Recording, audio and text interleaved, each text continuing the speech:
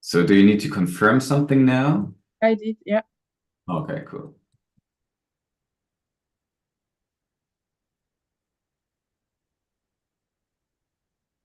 Great, great, great, great. We're both looking great. We're looking fabulous. All right. I hope the sound is good. Could you check on YouTube if the sound is good? I'll send you the link. Yeah. Oh man. Fuck. What did I do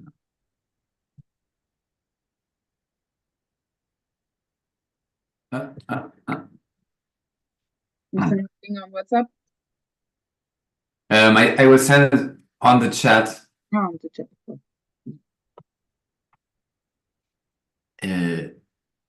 Wait a moment. Did I exit it? Um,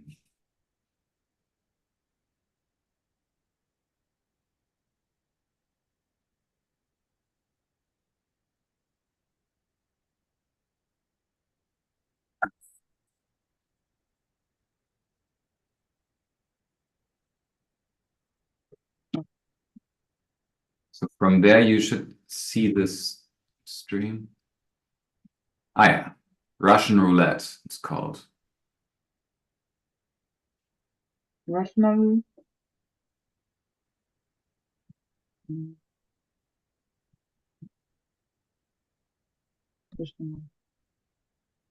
No, I have the right link now. Yeah, good. Yeah. Yeah, it's good. The sound? Yeah. Perfect. Yeah. Great, great, great. So here we are again, like last week. This time I will again ask ChatGPT for a couple of random questions. So the prompt is now suggest me 5 questions for an interview. For an interview that are relevant today. Interview is like a job interview? Well, maybe better for a podcast. Suggest me 5 questions. Suggest me 5 questions for a podcast that are relevant today.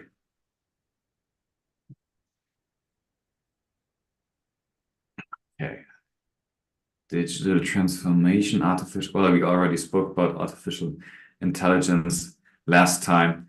Cultural diversity and integration seems to be a good topic. Oh, we will start with the future of education. What is your take on that?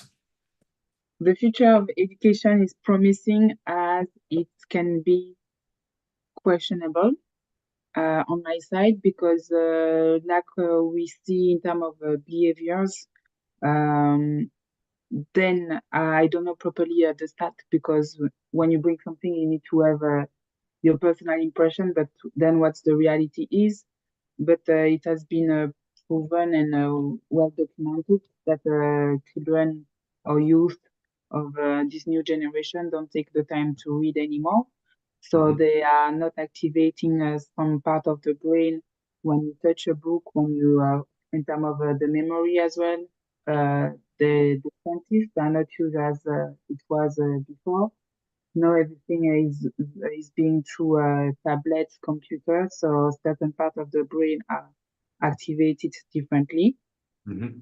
Another point as well that I want to highlight is the fact that the grade average to pass to the other year, either way, can be at secondary school, at university, has been decreased towards the years. I remember before you need to have 15 on 20 to pass to the in Belgium at least. Then it was at 12, and when I finished university, it was at 10. So What did you study at university? I studied interpretation and translation in English and Russian at EE Advanced. Yeah. So, when you have an average of 10 in every courses, is it enough to be a future interpreter or translator with a 10 of, no?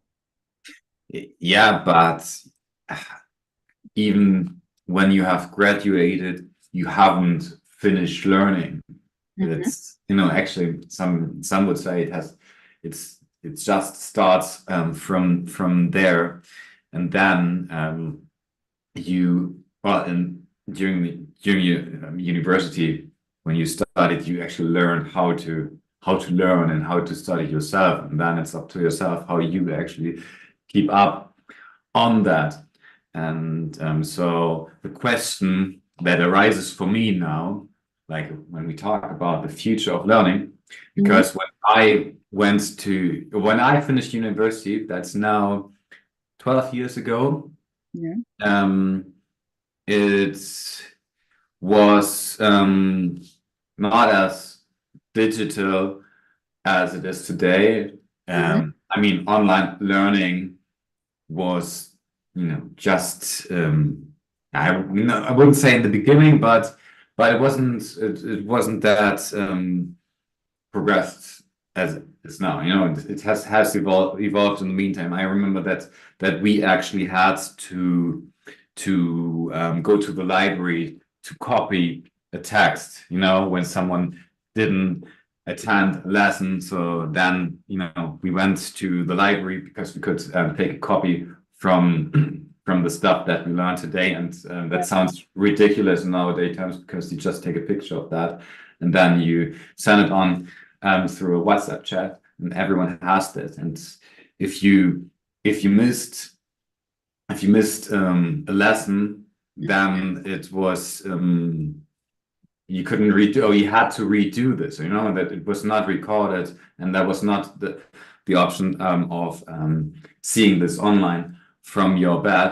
For example, when you actually were hangover, or you were sick and you couldn't go to the uni.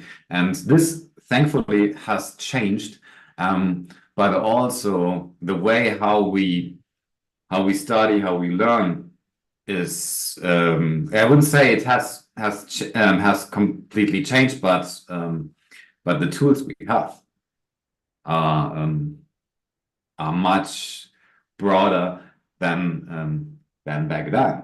And so Yeah, what I totally yeah, agree on that. The way we are learning has totally changed, and the knowledge is more accessible, and people who are aware know that life is a lifelong journey. You never stop to learn until you decide to learn, but then you put yourself aside of the society, and that's your choice. yeah, In terms of the tools that we are using now, we have more accessibility thanks to internet, where people through YouTube can teach you so many things. Google as well as a wide range of it's a library, yeah. digital library. Then you have where you can purchase different courses bundle as well. Umify, I don't remember the name where you Mhm. used to work. So in terms of the tool and how we are sharing the knowledge, definitely it's beneficial. In terms of the engagement, no, it can be positive as it can be negative because in terms of engagement, you can have people who are proclaiming themselves professional in the area by following 2 weeks courses when you know that area or sector require more than 2 week courses to be a professional, and then those people are teaching to other people how to do it. So there is a Mhm. kind of abuse of side of the Mhm. engagement. And in terms of the societal behavior, that's what I was explaining at the beginning. The fact that you are not interacting anymore because learning as well, it's about sharing how you understand what you have learned and how you can apply it in society. When you are constantly behind computer, you are lacking that interaction, which is a plus in terms of the learning process for me, you know. Well, I will touch on this in 30 seconds. I just need to turn off the heating because I'm roasting again like last time. Sorry about that. No problem at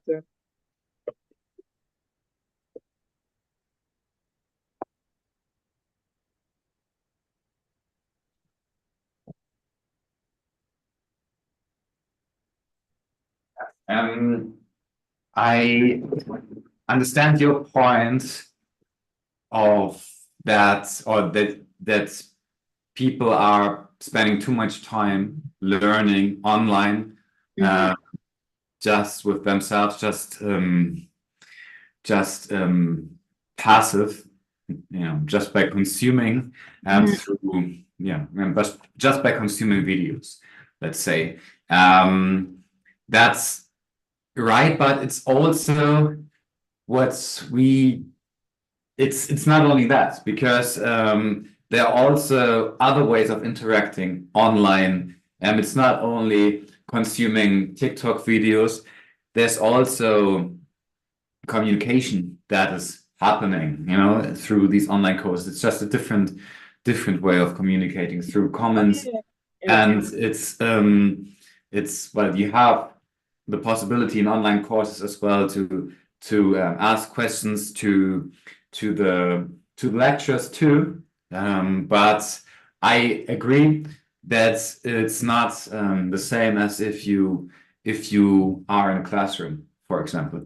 But on the other hand, it can be for some very intimidating being in the classroom as well, So there are always winners, and there are always people who struggle, people who are more introvert than others, find it more difficult to have their voice heard in the classroom. So I do not see see this completely negative. I think it depends on the person, and Mm-hmm. there's not one size fits all.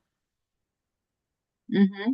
Yeah, no, I agree with you because some people, yeah, in terms of taking the parole in front of audience or little group, they feel scary and they might miss the opportunity to ask questions when they don't understand.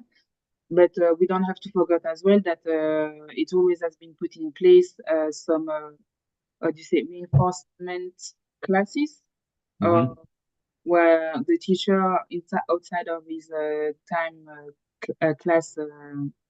Time class, yeah, mhm, outside of his schedule, took 1 or 2 hours to do classes with people who have questions or who don't understand things. So that part always has been there. Now it's up to you to take that opportunity or not. It's all again about the willingness uh, and the willpower to invest on your education and learning. After the social media as well, for the youth, you were talking about TikTok, but we were talking about more, I would say, formal education mhm, but we need to take as well those social media tools as a way of educating people. It's not only scrolling on videos. Now you have entrepreneurs as well who are using that mhm, tools to educate about a 30-second story about someone who impact in the past. And like this, you are teaching to the youth another way of knowing the story. So it's not mhm, something bad either. mhm, Mhm. Again, it depends on where you look at and where you put your focus on. mhm, It's always the question in what you approach your learning in life. mhm. Yeah. For me, for example, micro microdose learning works very well for me. So what do I mean by that? For example, I actually watched a LinkedIn on LinkedIn Learning, which is a learning platform on LinkedIn. If you have LinkedIn Premium, you have access to that. And there are online learning courses, and I actually watched learning course of 30 minutes about how to create a GPT. So the GPT is like, you know, an application within ChatGPT. And for me, it was really great. I watched like maybe 5 or 6 lessons of it. So like each learn block was like 2 or 3 minutes, and I could straight away put this into practice. You know, so I created my own GPT, and so this is microdose now. You know, and I'm not Yeah. talking about like going to university and study a subject for 2 or 3 years, but this is also a way of effective learning, and it gave me new impulses and new curiosity where I can touch on as well. And this is also a new form of learning, which is, I think, really underestimated, because in university you have to learn a lot of things. Even I mean, even if you study a specific subject, but within that you learn a range of, or you have a range of modules, and some of them are very interesting for you, and some of them are pain in the ass for you. And so, like, I like it that I can pick actually what I want to learn, and I can put this into practice. And you know, doesn't I'm not a graduate by that, but it makes me smarter, and it helps me. And I think this is something which is highly underestimated, that you know, that we can choose what we want to learn, and that we have the access of these sources, which is very, very powerful, but not everyone has this, unfortunately. Yeah, I agree with you definitely on that, and I want to add as well.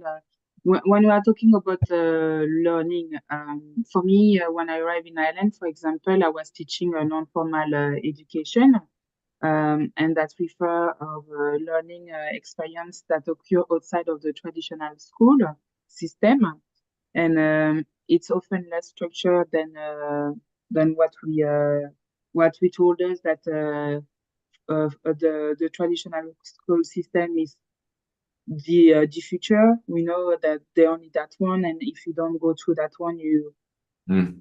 you waste your life, or if you take the professional educational system as well, there is a lot of bias around that. And so we have the scholar system, but outside of the scholar system, you have the non-formal education. So for me at Galway, I taught in Galway through the Galway Community Circus how to teach children circus skills through the activity that we were putting, and build them their flexibilities and their self-confidence, you know. Then as well as a other way of learning, you have a volunteer program, because volunteer program is an opportunity as well for you to networking, first of all, but in the other hand to gain a new skill. So you upskill yourself, and you discover new skills because you are multitask in a voluntary way for good cause. Then we have as well distance learning, like it's happening right now, where everything goes remotely. It's easier for people in terms of time management when you don't have time. And like you said as well, now the delivery of the content is shorter, because we know that when we go online, we can have a technical issue. We can lose the focus, because we know that after 10 seconds, you already, it's hard to maintain the attention of your audience. So all about that um, when it's done virtually, you need to be aware of that. So the people who pursue or purchase the course stay until the end and do the full courses. So the fact that now in the past we used to have 2 hours courses, and even before the online courses, before it was the CD-ROM, you know, where we could learn, for example, if you want to learn a new language.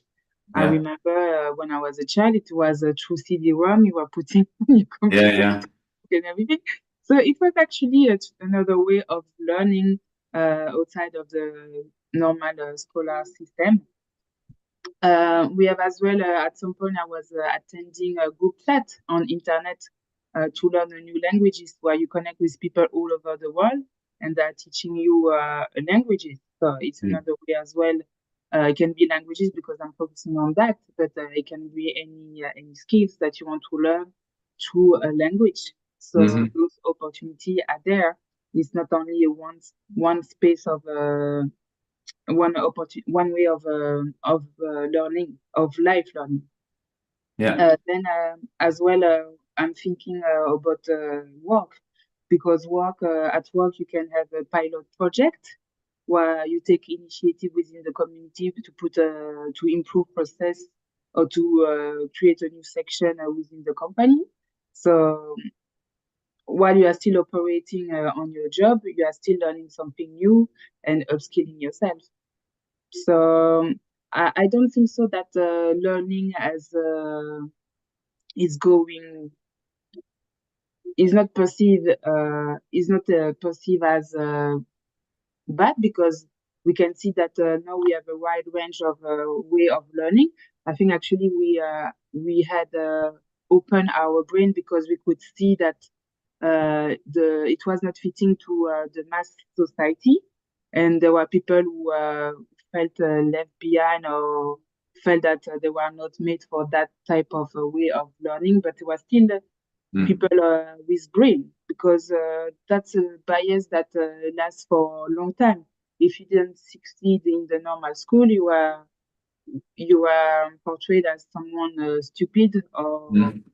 going into another structure. It was like a lot of pain, and especially when you're a teenager, because all of those change happen when you are 16, and at 16 you don't know what you're going to do in your life.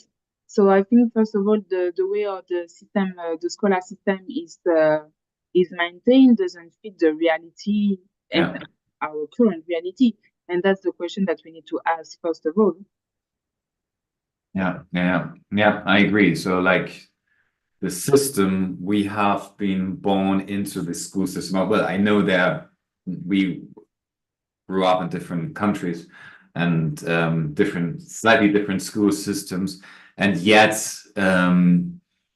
the basics are like the school systems, how it has, you know, how it has um, grown through the centuries hasn't changed much. And so, but the way how we learn, how we can learn now, the Mhm. tools that we have, this has changed dramatically, and yet the system, the school system hasn't changed at the same pace Yeah.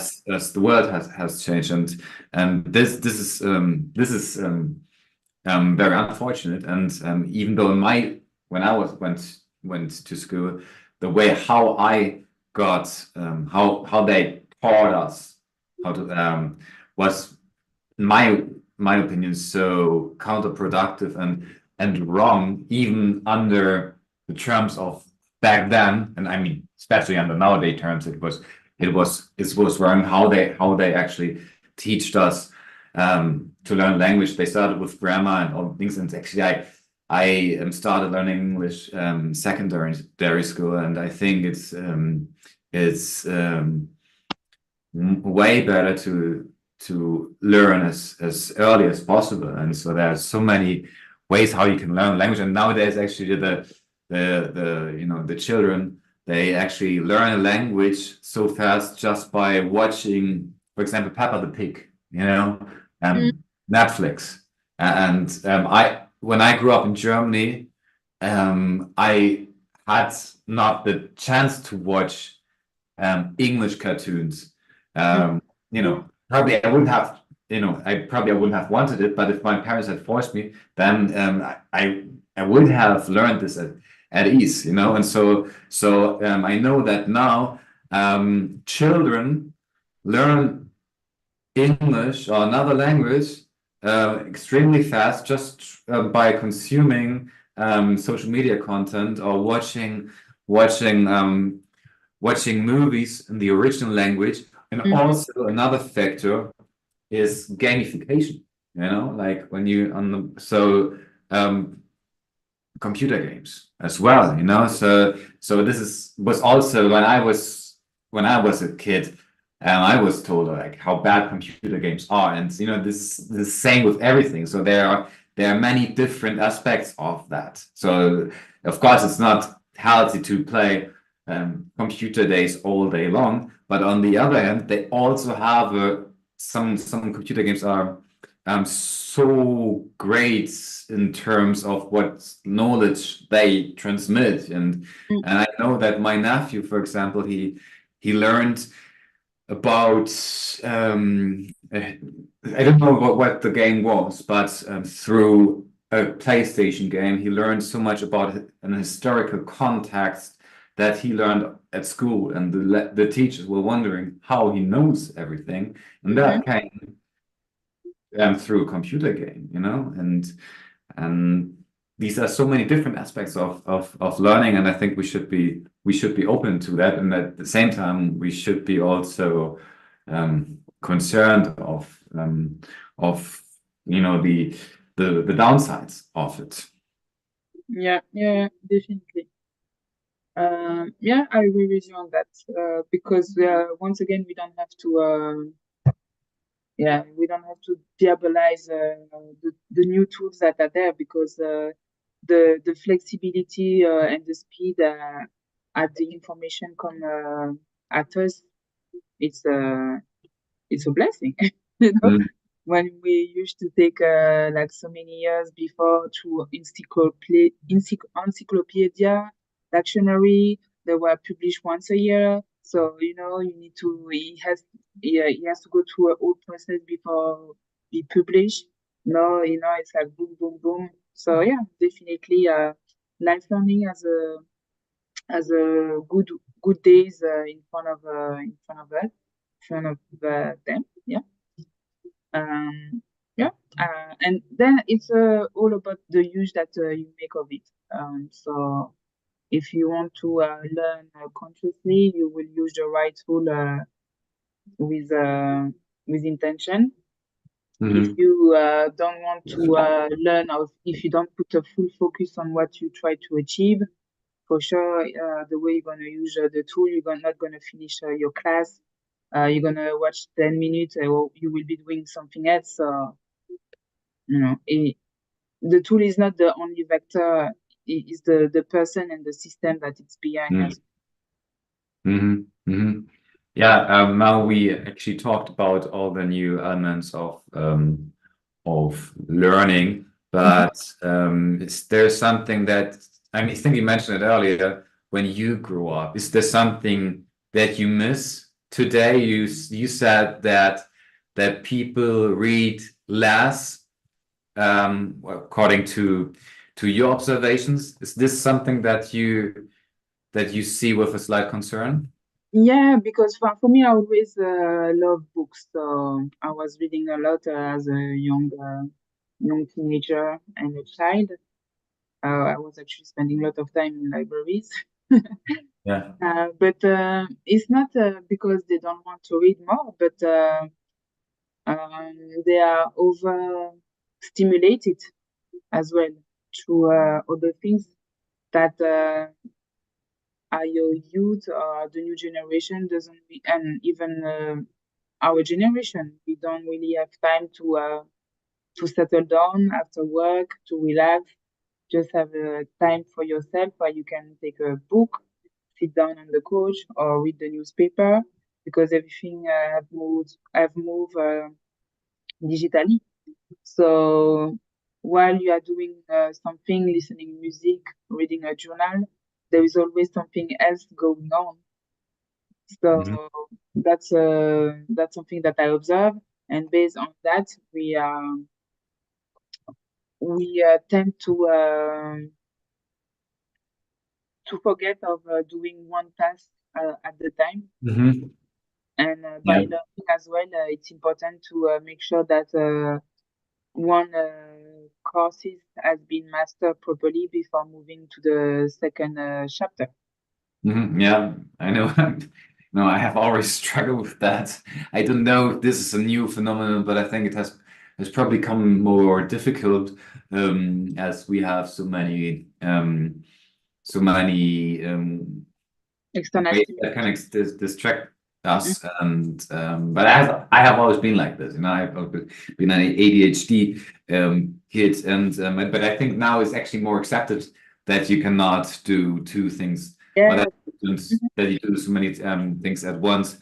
And yet it's I agree that we actually have probably unlearned how to oh, not we, but many people have Mhm. unlearned how to focus on one thing and finish before you start doing another. And but I'm also wondering if, do you think, I mean, like reading. So is reading a book, I mean, is reading a newspaper, reading the news, less, um,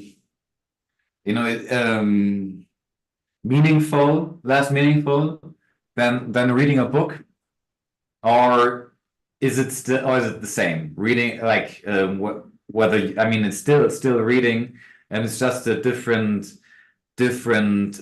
approach, reading newspapers and reading a book. So, and also books, I mean, it could be what kind, depends on what kind of book you're reading. If are you reading a non-fictional book? Are you reading a novel? Are you reading, you know what I mean? So do you think there's or where do you think is the difference?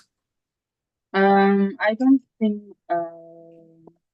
so. If I understand well your question, you mean if there is any difference by reading a newspaper or a different type of books Yeah.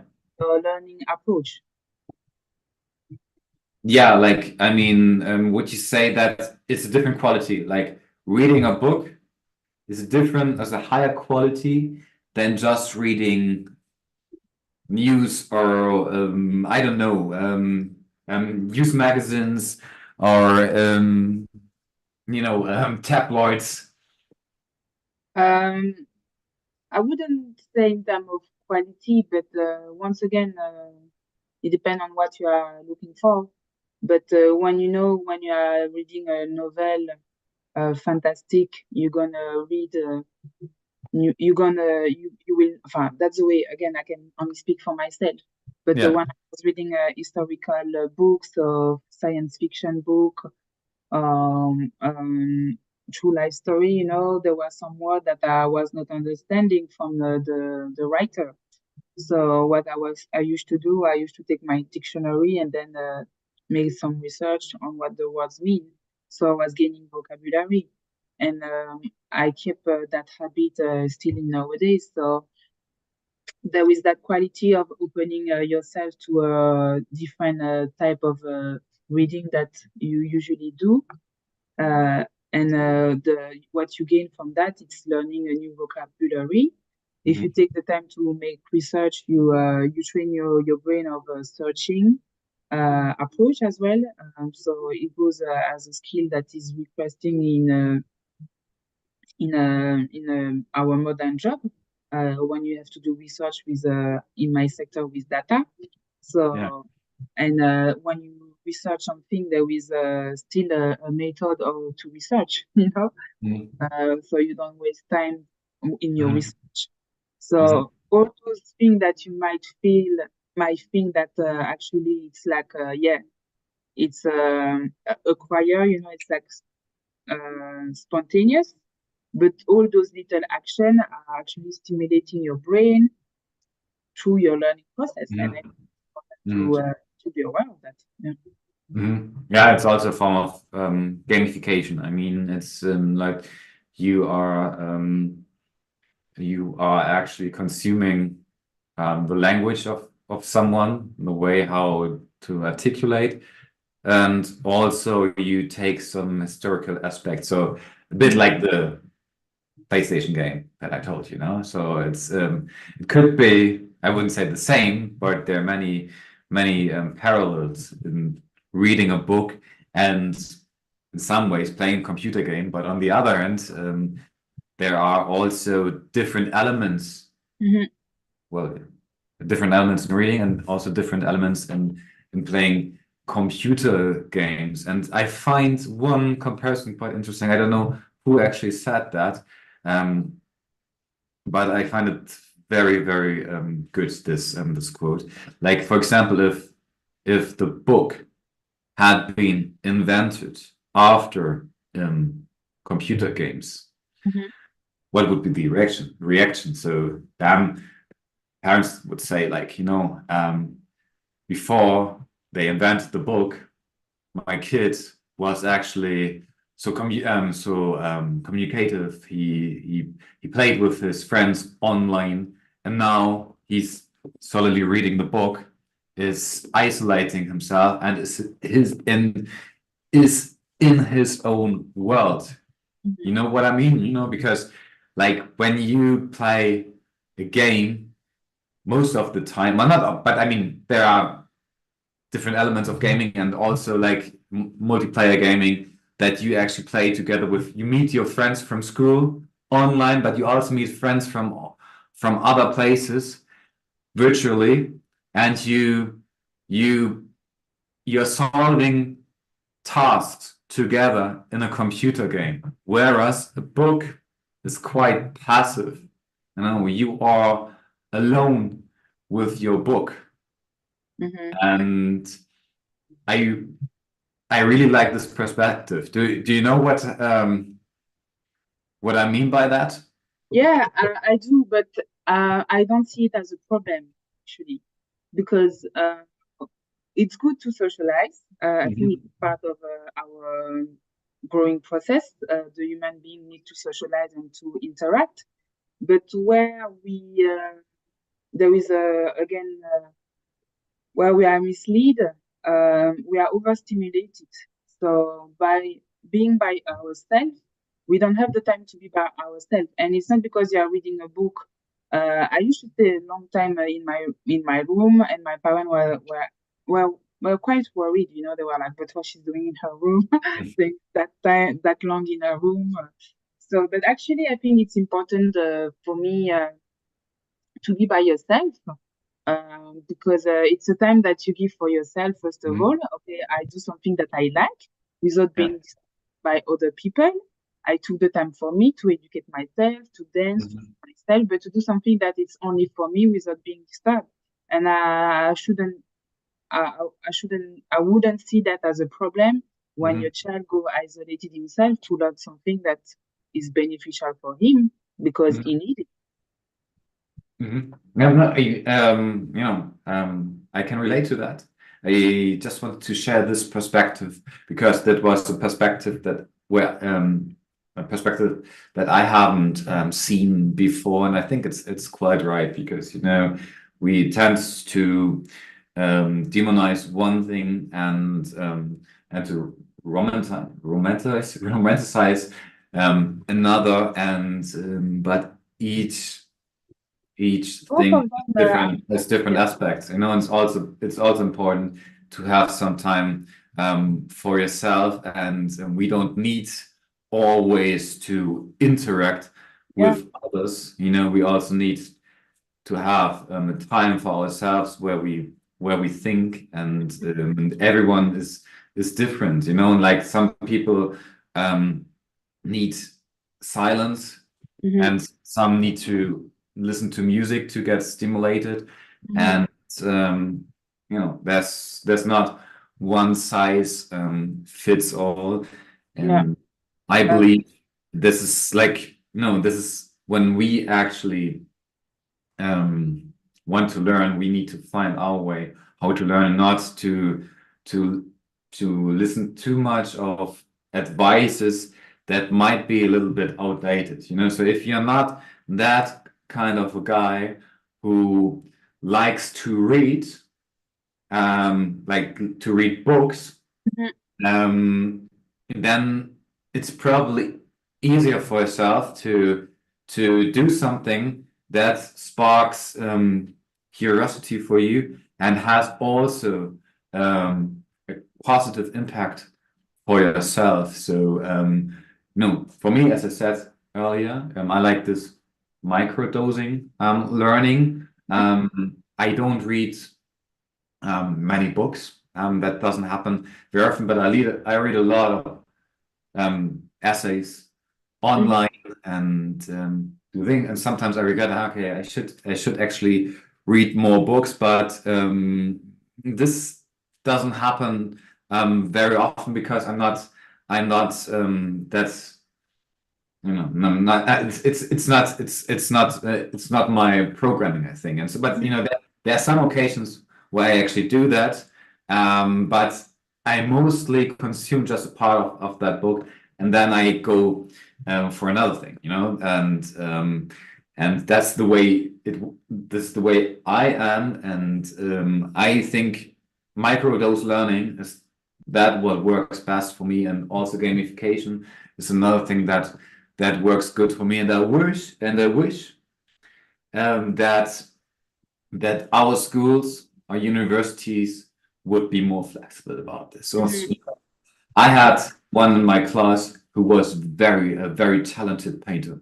No, he could draw like no other in the class, but he was not good in math. He was not good in English, and so he had never the chance to go to university and study art, because he was not good enough at school in other subjects, but subjects that do not and do not matter so much for this subject. And this is what I find very pity, that it's all about exams and this is it's still a very outdated system, and we have to live with this, unfortunately. And I wish that this is going to change, but I think it will not change fundamentally, not anytime soon. Mm, I think it's already changing because you have more people as well who are doing homeschooling. You have Yeah. people as well who are now in Belgium. Before, when I remember when I was a child, immersive school was not something that was everywhere. You have few schools who are doing immersive school because in Belgium you have three national languages. You have French, you have Dutch, and you have Yeah. German. And for me, it should be logical that every citizen speak those three languages of the Mhm. country. But again, the educational system has failed on the population because the way they teach and as well the differences between the north and the south, between Flemish and Mhm. Wallonia, create a kind of not appreciation towards the language of the country itself.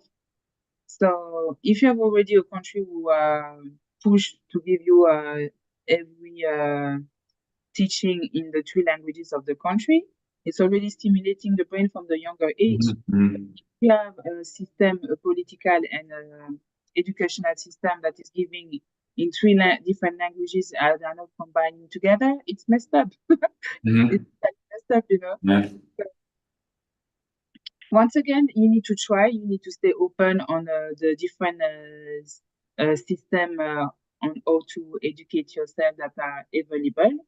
And it's about staying open and because sometimes as well we tend to think that it's not for us because the way it has been presented to us, the teacher was not the person who was motivating you, and then you lost the interest in that way of learning. But actually, if it's taught by another person, you might be really catching it straight away, and then it might be something worth it for you to use in your learning process. Mhm. So we need to be aware as well of the teacher and the educational person behind the knowledge that has been given. Mhm. So, Yeah, yeah. No, I think it's a huge subject, and we could dig more into this. And I just want to actually move to another subject, and I think you actually gave a good introduction to that, which is cultural diversity and integration. You just mentioned how important it is for a small country like Belgium, where there are three official languages, how important it is to speak all of them. And so my question is like cultural diversity and integration. What needs to be done that we integrate different cultures into a existing society, and how can we actually avoid tensions? That's a huge question. Yeah, huge question. I'm sorry about that. So cultural diversity and integration. How do we integrate the different culture into our society? And what was the last part? Like, actually, how do we avoid tensions, among different cultures, different tribes, I don't like the word tribes in that context, but this is what comes into my mind, because I see right now a lot of tensions in my home country, also here, but in Ireland where we live, and probably all over Europe, and mostly in Western societies, because it's actually a movement from south to north, mainly, because what I learned very recently is that like worldwide there is actually not more immigration today as it was 30 or 50 years ago. This is a phenomenon that mostly takes place in industrialized countries, to say it's like US, Europe, and Australia, and so on. And the numbers are not as high on a global level as we might, or what we would assume. So I think it's only 280 million people that are currently moving, crossing borders, and we are 8 million people. So this is a phenomenon that mostly happens in the so-called industrial world. This is also a very questionable term, but you know what I mean. And so what do you think should be done to avoid tensions that are arising right now as we speak? But it all starts with the sense of belonging, I think it's a big debate, and so this is why we can see in Western Europe that increase of racist party taking over. It's clearly there. It's not a denial. It's in the politics. It's in the when you interview people, when you do a micro trottoir interview, you can see that certain people are really the sense of identity expression, the sense of belonging, because the worldwide one and two have opened that industrial revolution where people have to connect together in the multicultural world. So I think it's about when you say integrate different culture, it's first of all being aware of the partnership, that your country has with other country. For me in Belgium, I know we have a big Italian community because in the past Italian migrate to Belgium for the means, right? Then after we had a big community of Moroccan people because during um, I don't remember the year exactly now, but there were a partenariat with Belgium and Morocco for a certain amount of years.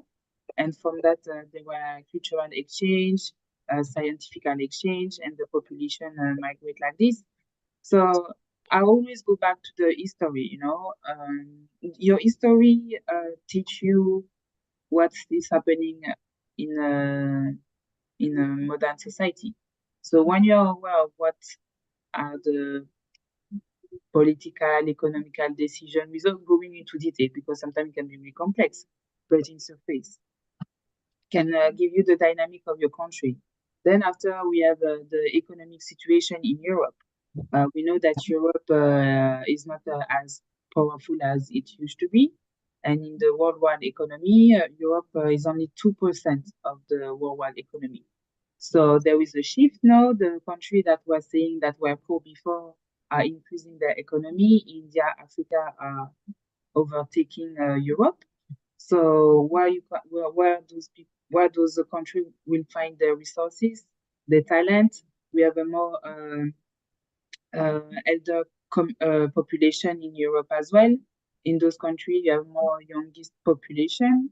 So all those variables are interfering on the sense of belonging. Or you can change that. I think it's about engaging with those different communities by understand who they are. Sometimes there is a lot of misconception about who they are. There is as well that propaganda through media as well. We need to be aware. The hate of others, the fear of others, not communicating with in Europe. One of my friends gave me an example when she came back from when she left Ireland and she went back to France. You know, in Ireland we are facing different culture. But when she went back to France, there was somebody, a homeless person, who asked her for a cigarette, and she gave that to that person. And her friend told her, "But why are you doing that? You are not scared. It's a Syrian homeless." And she was like, "Why it's even a question? You know, that person just asking for a cigarette. I can see that she want to communicate to nothing bad, you know." So it depends on the country that you are living, but engaging with those community will first of all reduce the perception that you have of them, because it's always about based on fear. And when you start to listening and understand where those people come from, because they are as well educated people who tend to Europe. The history of Europe tend to portrays other civilization less than them. So that would be first point of integration for me. Yeah, what would be yours? Yeah, well, actually, I have a few follow-up questions, and I find it, again, very interesting, what you say. But I also think that this is quite academic, what you say, like when actually now ordinary people in the countryside or elsewhere are confronted with different people from different countries and cultures who don't look like them, who don't act like them, who do things that are weird in their terms, and who do things or who do sometimes terrible things as well, that they do not think about this aspects that you just mentioned about colonization and the situation in their home countries, and the question is actually, how can this work together with people who are so different? This is what I see now, that especially in places that are Germany, that used to be very homogeneous, and now the whole demographic is changing. And I actually saw a video, a speech, very interesting speech lately. I highly recommend you to watch this as well, from a German Syrian sociologist. And right now we see something in Germany what we do not see in any other country in the world right now. So Germany has is number 2 in terms of immigration worldwide, behind the US. Furthermore, Germany is among the top 20 in countries where people leave for other countries. So that being said, means that the whole composition Mm-hmm. is changing. So Germany used to be a very homogeneous country, Mm-hmm. and the reasons are quite obvious. And now we are facing a reality where very different people, you know, come together, or like, like in places which used to be very homogeneous in terms of the people who live there, and they are not used to live these with this different culture, and also this is also another reality, that there's also within these communities, within refugee communities, foreign communities, they mostly live in ghettos, and they are not financially on the same level as the people who live there for all their lives. So this is also this ghetto situation is also creating a very difficult situation Mm-hmm. for the people who live there, and these people are more on a higher risk to commit crimes. Let's put it this way. Not because they are how they are, but because their life situation varies a lot from the reality of the people who live there. And so the question is like, how can we actually avoid these tensions? How can we actually bring these people together, and also how can both sides? I mean, it's not both, it's not only two sides. It's, within refugee communities, there are so many different varieties, cultural, but this is not what people see. So the question is like, and it's a very difficult question, and you probably get a Nobel Prize if you know the answer to that. But what are your thoughts on that? How can we um, how can we face this reality and avoid more tensions among refugees and foreigners and people who always lived in the country and for generations? What are your thoughts about that? The best solution will be, first of all, to understand the benefit of what migration has for the country, because Mhm. we need to remind ourselves that it's an exchange of talent as well. Yeah. Like you mentioned, don't leave the country because they always desire. Mm. You can mention it can be true because there is a war, there is the climate change happening. So the soil are not fertile anymore. The desert is taking more place, so they cannot feed themselves. So they need to go to other place to still be able to live. There is people who are leaving the country for economic reason too. Yeah. So there is not only one reason of Yeah. why people are leaving the country, and that's where we are. There is a miscommunication on only focusing on one aspect of the spectrum. Mm. Uh, when there is so many difference between migrants. First of all, I think there is a miscommunication misunderstanding between refugee, immigrant, and migrant. Mm. So there is a lot of confusion around those three terms. Then the second point, it will be understand the structure that refer through the framework of immigration, because behind that you have laws, you have policies, and you Hmm. have governing procedures, and Hmm. all of that they are implemented to benefit the country. Hmm. So Hmm. Yeah, I absolutely agree on that.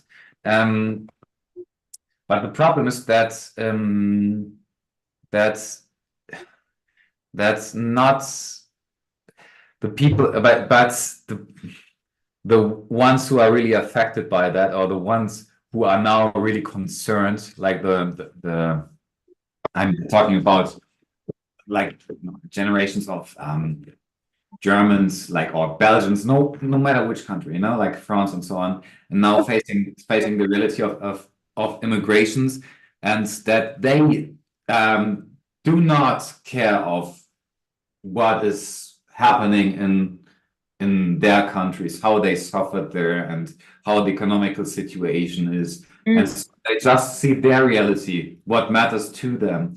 And they are not into learning all these aspects of the societal aspects. And if they only see that there that's the place where they live is changing, and that a new type of people is there, and they are not willing to see them as as a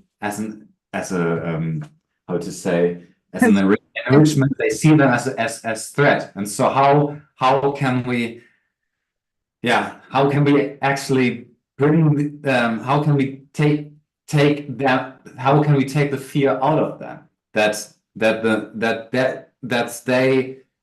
they see this not only as a threat, and that they don't feel isolated and vote right-wing parties.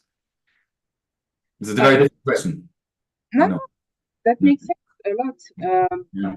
I would say that we are not living in a utopic world where everyone loves each other. Yeah. Yeah. So the reality is that we grew with we have different background, we have different culture, different religion, and we might not fit everywhere, and we Yeah. are not fit everywhere we go. So the thing is that at some point you don't have to like they say when the people don't invite you at the table, build your own table, because immigrants are entrepreneurs. They are leaving their country to be able to create something new in a new country. So they have to learn the new languages. They are creative. They need to start sometime from a lower job from the qualification they might have. Yeah. So when you try to integrate yourself within the society, and a percentage of that society doesn't want you, I think it's better to put your energy towards the people who are willing to welcome you and Hmm. to understand the system. Because I always go back to the laws and the policies, because the better you know them, the better you know how to use them, because the local will know how to use them. But sometimes people don't want to share that as well. So you are struggling longer than you should. Hmm. And by doing that, putting your focus on people who are willing to help and understand the system, that's why you can, at the end, show those people who doesn't believe in you or have a certain hate that they are wrong. Because at the end of the day, you didn't take their job, you create new opportunities. And if they think that you are taking their job or their identity or their culture, the problem is inside of them. It's Mm. not you. Yeah, yeah, right. But on the other hand, these people are uh, not in the majority, but they have a voice, and these people, they tend to see what they want to see, and this is And basically what they see. It's a terrible crime that's happening, or like a case of no.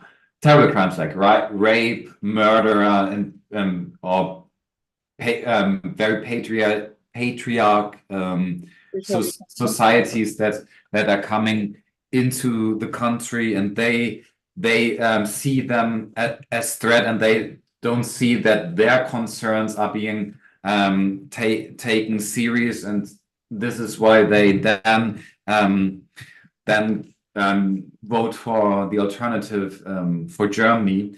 And it seems as the alternative for Germany, like the Front National, is going to be in the majority. But so So, this is why as well those political systems know what they are doing, because where they have the most vote and importance, it's in this little area where people are not in contact with the international world.